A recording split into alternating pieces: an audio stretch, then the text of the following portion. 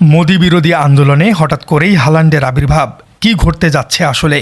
দর্শক, ভারতের রাজপথে এখন চলছে এক বিশাল রাজনৈতিক আন্দোলন। একদিকে লাখ লাখ ক্ষুব্ধ শিক্ষার্থী, অন্যদিকে নরেন্দ্র মোদীর সরকার। কিন্তু এই দুই পক্ষের মাঝখানে হঠাৎ করেই এমন একজনের নাম উঠে এসেছে যা শুনে পুরো বিশ্ব হতবাক হয়ে গেছে। একটু ভাবুন তো, ভারতের শিক্ষা ব্যবস্থার দুর্নীতির বিরুদ্ধে চলা এই আন্দোলনে ইউরোপের দেশ নরওয়ের একজন ফুটবলারের কাজটা আসলে কি? হ্যাঁ দর্শক, ঠিকই শুনেছেন, ম্যানচেস্টার সিটির বিখ্যাত স্ট্রাইকার আর্লিং হালান্ড। হঠাৎ করেই ভারতের এই মোদিবিরোধী আন্দোলনের কেন্দ্রবিন্দুতে পরিণত হয়েছেন তিনি। কিন্তু কিভাবে, কেন ভারতের লাখ লাখ তরুণ শিক্ষার্থী নরওয়ের এই ফুটবলারের কাছে সাহায্য চাইছেন? মোদী সরকারের সাথে আর্লিং হালান্ডের আসলে সম্পর্কটা কি? কি ঘটতে যাচ্ছে আসলে? চলুন দর্শক, আজকের এই ভিডিওটিতে ভারতের এই অদ্ভুত এবং ইন্টারনেট কাঁপানো আন্দোলনের পেছনের আসল গল্পটা একেবারে সহজ ভাষায় আলোচনা করা যাক। দর্শক, হালান্ডের গল্পে যাবার আগে আমাদের একটু বুঝতে হবে যে ভারতের আসলে এই মুহূর্তে কি নিয়ে এত বড় ধরনের আন্দোলন চলছে।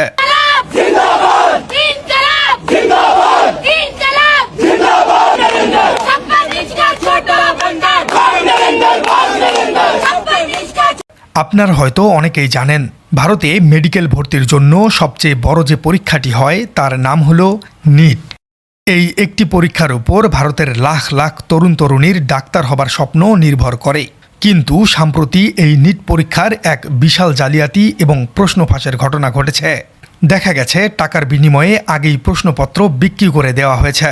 যারা দিনরাত এক করে পড়াশোনা করেছেন তারা সুযোগ পাচ্ছেন না, আর যারা টাকা দিয়েছে তারা মেধা তালিকার প্রথমে চলে এসেছে।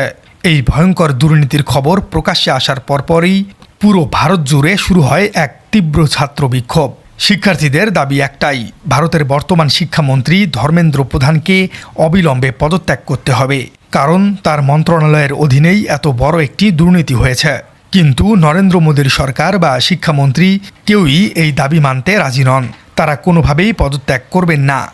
দিনের পর দিন শিক্ষার্থীরা রাস্তায় রোদে পুড়ে বৃষ্টিতে ভিজে আন্দোলন করছেন, কিন্তু সরকার যেন কানে তুলো দিয়ে বসে আছে। যখন কোনো দেশের সরকার সাধারণ মানুষের বা শিক্ষার্থীদের যৌক্তিক দাবিগুলো শুনতে চায় না, তখন নতুন প্রজন্মের তরুণরা আসলে কি করে? তারা কি শুধু রাস্তায় টায়ার জ্বালিয়ে বা স্লোগান দিয়েই বসে থাকে? না দর্শক, বর্তমান প্রজন্মের তরুণরা, যাদের আমরা জেনজি বলে থাকি, তাদের প্রতিবাদের ভাষাটা একটু ভিন্ন। তাদের সবচেয়ে বড় অস্ত্র হলো ইন্টারনেট, সোশ্যাল মিডিয়া এবং মিম কালচার। সরকার যখন তাদের কথা শুনছে না, তখন তারা তাদের ক্ষোভ এবং হতাশাকে প্রকাশ করার জন্য এক অদ্ভুত এবং হাস্যকর পন্থা বেছে নিয়েছে। আর ঠিক এই জায়গাটিতেই এন্ট্রি ঘটে আমাদের এই বিখ্যাত নরওয়েজিয়ান ফুটবলার আর্লিং হালান্ডের। আর্লিং হালান্ড বর্তমানে ফুটবল বিশ্বের অন্যতম সেরা একজন স্ট্রাইকার। মাত্র 25 বছর বয়সী এই তারকা 2026 সালের ফিফা বিশ্বকাপ নিয়েও বেশ আলোচনায় আছেন। কিন্তু তিনি স্বপ্নেও হয়তো ভাবেননি যে ভারতের মতো একটি বিশাল গণতান্ত্রিক দেশের শিক্ষা ব্যবস্থার ভবিষ্যৎ তার একটি মাত্র কমেন্টের উপর নির্ভর করবে। দর্শক, ঘটনার সূত্রপাত ইনস্টাগ্রামে। সেখানে নরেন্দ্র মোদীর নাম এবং ছবি ব্যবহার করে একটি প্যারোডি বা নকল অ্যাকাউন্ট খোলা হয়। সেই অ্যাকাউন্ট থেকে একটি পোস্ট করা হয় যা ইন্টারনেটে রীতিমতো বোমার মতো বিস্ফোরিত হয়েছে। এই পোস্টে লেখা ছিল, আমার নাম নরেন্দ্র মোদী। আর্লিং হালান্ড যদি এই পোস্টে রিপ্লাই দেয় বা কমেন্ট করে, তবে আমি শিক্ষামন্ত্রী ধর্মেন্দ্র প্রধানের পদত্যাগ গ্রহণ করব। দর্শক, কথাটি শুনতে অনেকটা হাস্যকর এবং অবাস্তব মনে হচ্ছে, তাই না? কিন্তু জেনজি আন্দোলনকারীদের কাছে এটি হয়ে উঠেছে প্রতিবাদের এক নতুন হাতিয়ার। এই একটি পোস্টের পর ভারতের লাখ লাখ তরুণ শিক্ষার্থী ঝাঁপিয়ে পড়েছেন আর্লিং হালান্ডের সোশ্যাল মিডিয়া অ্যাকাউন্টগুলোতে। তারা হালান্ডের ছবির নিচে গিয়ে কমেন্ট করতে শুরু করেছে। কেউ লিখছে, দয়া করে একটি দেশের কোটি কোটি ছাত্রদের ভবিষ্যৎ বাঁচাও। আবার কেউ লিখছে, প্লিজ ভাই, এই পোস্টে একটা রিপ্লাই দাও, আমাদের শিক্ষামন্ত্রীর পদত্যাগ করাটা এখন খুবই দরকার।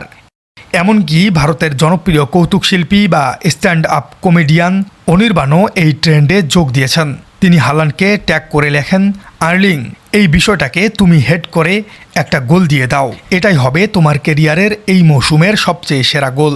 ইন্টারনেটে এই মজার ছলে হল্যান্ডকে সবাই পিপলস প্রিন্সেস বা জনগণের রাজকন্যা উপাধি দিয়েছে। একজন সাধারণ নরওয়েজিয়ান ফুটবলার রাতারাতি হয়ে যান ভারতের শিক্ষা সংকটের কাল্পনিক এক সমাধানকারী।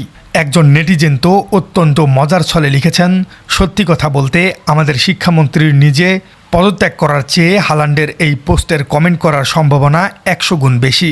এর মাধ্যমে শিক্ষার্থীরা মূলত সরকারের নির্লজ্জতাকেই কটাক্ষ করেছেন। দর্শক, সোশ্যাল মিডিয়ার এই মিম বা হাস্যরস কি শুধুই ইন্টারনেটের জগতেই সীমাবদ্ধ ছিল?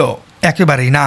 এই ট্রেন্ড এতটাই জনপ্রিয় হয়ে যায় যে তা ইন্টারনেটের গণ্ডি পেরিয়ে সরাসরি ভারতের রাজপথে চলমান বিক্ষোভের উপরেও প্রভাব ফেলে।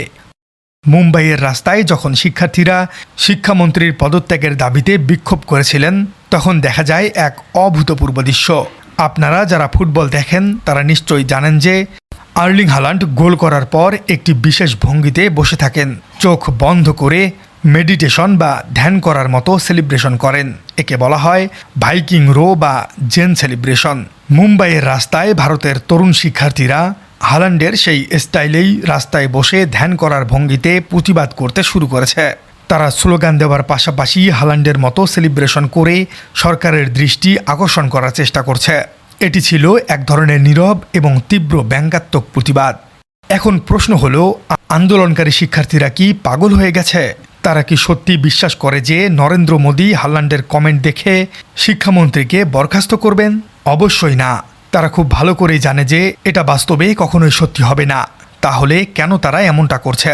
এর পেছনের কারণটি অত্যন্ত গভীর এবং বেদনার।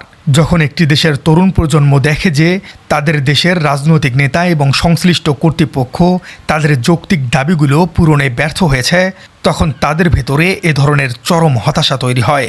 তারা বুঝতে পারে যে সোজা পথে কথা বলে কোনো লাভ নেই। তাই তারা নিজেদের এই ক্ষোভ এবং হতাশাকে প্রকাশ করার জন্যই মিম এবং ইন্টারনেট সংস্কৃতিকে হাতিয়ার হিসেবে ব্যবহার করছে।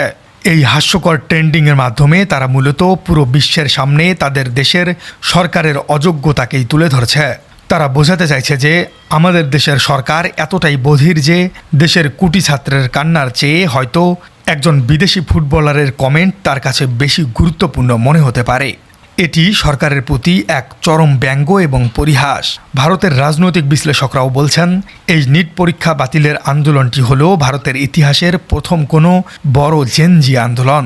এর আগে আমরা দেখেছি যে কোনো রাজনৈতিক আন্দোলনে বড় বড় ব্যানার, প্ল্যাকার্ড এবং জ্বালাময়ী ভাষণ দেওয়া হতো, কিন্তু এই প্রজন্মের তরুণেরা স্লোগান এবং বক্তব্যের পাশাপাশি সোশ্যাল মিডিয়ায় ভাইরাল কন্টেন্ট দিয়েও পুরো আন্দোলনকে সমানভাবে পরিচালনা করছে। তারা প্রমাণ করে দিয়েছে যে প্রতিবাদের ভাষা শুধু ইট পাটকেল ছোড়া নয়।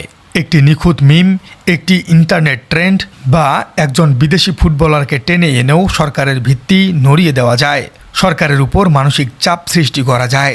আর্লিং হালান্ড হয়তো এখনও জানেই না যে হাজার হাজার মাইল দূরে ভারতের রাস্তায় তাকে নিয়ে এত বড় একটি রাজনৈতিক আন্দোলন চলছে।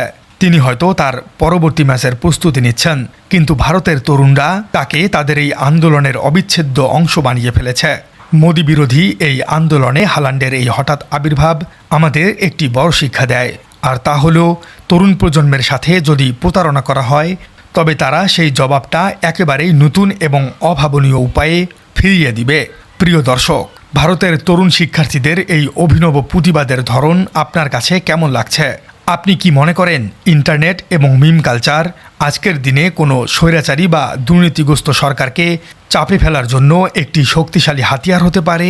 আর ভারতে কি শেষ পর্যন্ত সত্যিকারেই মোদী সরকারের পতন ঘটতে যাচ্ছে?